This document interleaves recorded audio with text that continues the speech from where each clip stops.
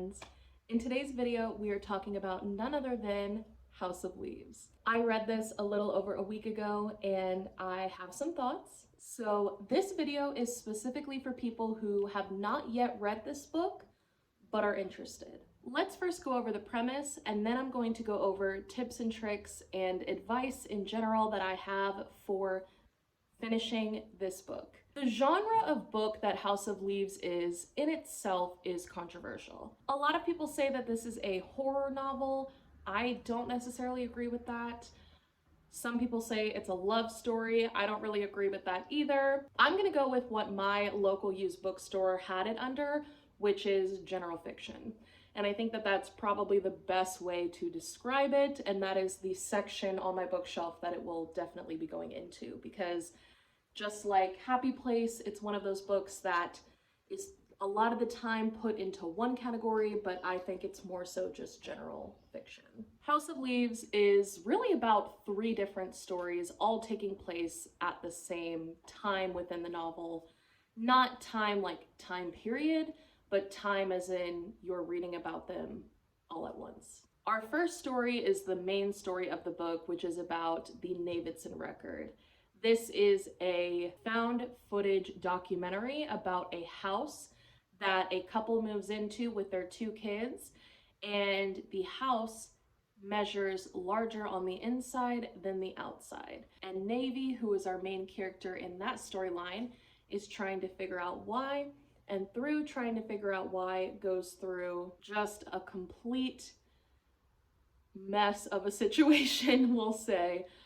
That's definitely where the horror comes into place, because he discovers a never-ending hallway and things go on from there. We then have the perspective of the man who wrote about the Navidson Record, Zampano. Zampano wrote about the Navidson Record, and we're reading about the Navidson Record from his writing about it. And he has an insane amount of footnotes included in that, and references and different things to go along with the Navidson Record. Then we have another POV, Johnny. Johnny is a man who works at a tattoo shop who discovered the Zampano record after Zampano passed away. He discovered Zampano's writing about this found footage film, but quickly came to realize that the Navidson Record, from what he could find, doesn't actually exist. Zampano wrote this incredibly lengthy book about a found footage horror film that doesn't even exist. And through the events that take place in the Navidson Record, and through Johnny writing about his experience reading through the Navidson Record, Johnny himself goes through a transformation of mental health anguish, I guess you could say. In general, this book is a lot. It is heavy. It is physically heavy. It is mentally heavy and exhausting. And it is, for me, a 5 stars. I did not go into this book expecting to love it as much as I did. I was actually dreading reading this book. If you saw my September TBR, I went into September being told by my husband to read this book because he picked up my TBR. And I was like, why did you have to choose that book? Like, why did you have to do that? And he did it because he knew that I've been wanting to read it, but I've been putting it off and putting it off. He was actually with me when I purchased it from the used bookstore. And I'm very thankful to him that he pushed me to read it, because it was one of the most, if not the most, intimidating books on my shelf. And I ended up loving it.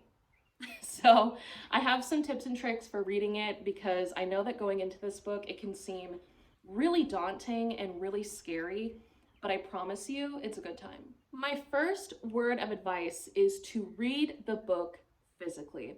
And I even have a more specific request of you. I'm not even gonna say recommendation. I think you pretty much have to read it this way. I recommend specifically buying a copy, not getting it from the library, buying a copy of this edition. This is the paperback remastered full color edition. After reading this book, I found the hardcover of this book at Barnes & Noble. I was just looking in the horror section, which is where they keep this, and I saw that they have a hardcover. And I picked it up and I started flipping through it just to kind of like see how the book feels. It doesn't feel the same. When you think about the fact that Johnny found basically a collection of papers that was a makeshift manuscript of the Navidson record, and that's how he discovered this story and is then presenting this story to you, a nice, perfect little hardcover does not capture that experience. This paperback is floppy and it feels like you're holding a textbook, and that is the experience of reading this book. So I think, and I'm not someone who ever says, oh, you have to read it physically, you can't listen to an audiobook, you can't do it on Kindle. Like, I am never that person. If you watch any of my other videos, this is a judgment-free zone. Read however you want to read. If you read one book a year, that's amazing. But for this book specifically, this is the only book that I have ever said this for. You have to read this version specifically. And I also say that you need to buy it because of my next tip. You need to be ready to annotate this book. This book is a very unique experience in the sense that you have to be an active participant when reading House of Leaves. You cannot just read the story from an outside perspective and enjoy it. You have to actively participate in the story. There are moments where you're going to have to decipher things on pages. There are pages of footnotes that have hidden meanings within them. There is so much personal involvement that is required to read this book and get the full experience from it. And not being able to annotate in the copy, like if you got it from the library, I think that not being able to like annotate in the book and really take notes and everything is a disservice. If you go onto Amazon, which I will have this book linked in the description, but if you go onto Amazon, you can actually click on used books and find a used version of this. I personally found this at my local used bookstore. I want to say it was around $13 or $14. So there are ways to buy it that are significantly more affordable than buying it brand new. And I definitely recommend buying it. I pretty much think the only way you're going to have a good time reading it is if you're able to annotate in it. I also recommend going into the book expecting to read it cover to cover. What I mean by this is that within the book, there are footnotes that reference things that don't exist. I don't recommend reading word for word every single footnote and then looking up what resource it was in reference to. I think you'd be wasting a lot of time. This book is purposefully written, it's a satire, right? It's making fun of academic pieces. So a lot of the footnotes are there just for the sake of forcing the story to go on and on and on, and forcing you to read a lot, and like are literally there to exhaust your brain. That's the purpose of them being there. So I don't recommend thinking too hard about them, but I do recommend going into the story expecting to read all three POVs of the story. I have seen some people on here say, oh, if you want to, you can just read Johnny's POV, or if you want to, you can just read Zampano, or if you want to, you can just read the Navidson record, blah, blah, blah.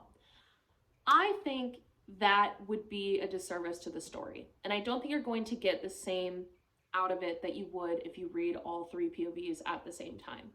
So as daunting as that may seem, it's the only way to make the story worthwhile, in my opinion. I don't think you're going to have nearly as much fun with it if you don't go into it expecting to read this full chunk.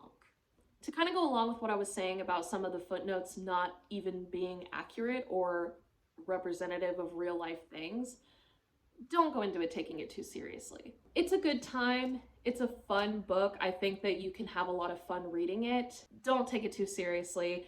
If there are moments where you are getting exhausted reading these footnotes and you need to skip a couple, I know I said go into it preparing to read it cover to cover, but if you're not having a good time reading the footnotes and you absolutely just like need to skip them in order to enjoy the book, that's okay too. Like, reading is meant to be fun, so let it be fun.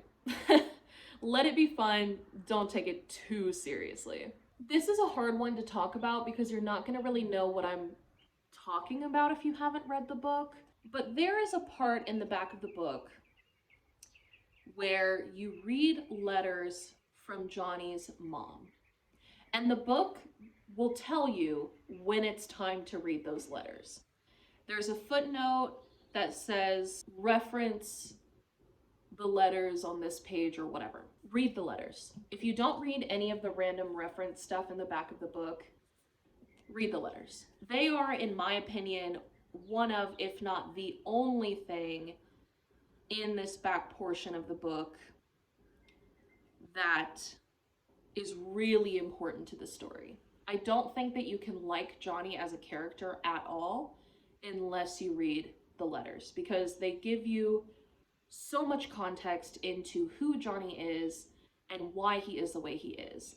A lot of people really don't like Johnny. I'm not his biggest fan or anything, but they add some really necessary background into his character. That being said, there are things in this that you can skip. And in general, when going into reading this, I would say don't think too hard about it. The book will guide you. The book will guide you. You will understand as you go further into it what footnotes are important and what footnotes you can just skim. The book will guide you. You don't have to worry. I was really worried when I stepped into reading this, and I looked up a bunch of videos like the one that I'm making right now, because I was like, am I even gonna know how to read this? Like, this seems so complicated. It seems so like just intense. Am I even gonna know how to approach the book? The book will guide you. So don't worry about that. You'll know. You'll know. One of the last pieces of advice that I can give going into this book, and this is not a spoiler, none of this video is a spoiler. None of the points of view are reliable. There is not a single reliable narrator in this book. And I forgot to mention earlier that you also get the perspective of editors who are kind of like the last stop in producing this book. You have the Davidson record, Zampano, Johnny, and then you also have the extra layer of the editors who came in after Johnny and turned it into an actual book. No one is reliable. And I think that if you know that going into the book, you can enjoy it more, and you can also be more shocked by certain things. Like, I had a lot more fun going into the book knowing that you can't trust what anybody says. Some of what they say is real, and some of what they say is not. And it's up to the reader to determine what they do and don't believe.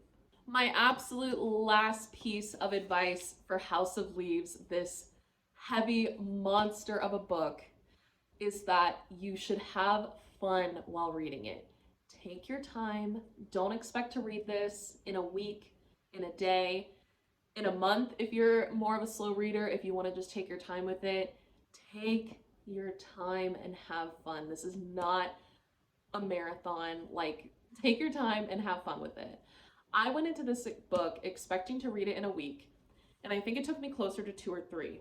Honestly, I could have taken even longer reading the book, but I was just enjoying it so much that it was hard to put down when I would pick it up. So take your time, take your time. I read a comment somewhere of a man who, he went to prison, and like in real life, this man went to prison and read this book while he was in prison. He read a chapter a day, and it took him like 3 months or something to finish the book. And he said that that is how he recommends reading the book, because it allowed him to really take his time with the story and find things within the book that he wouldn't have otherwise found if he just rushed through it. Take your time with this book.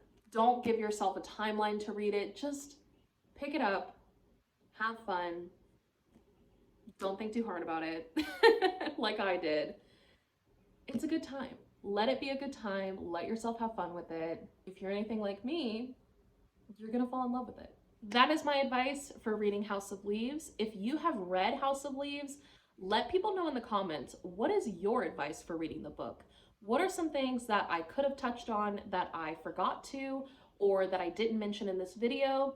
Give people your advice in the comments below. Thank you so much for watching. Thank you for being here. If you liked this video, you'll probably like my other content, so you should stick around. We are a judgment-free zone, so if that sounds interesting to you, we'd love to have you. And until next time, bye.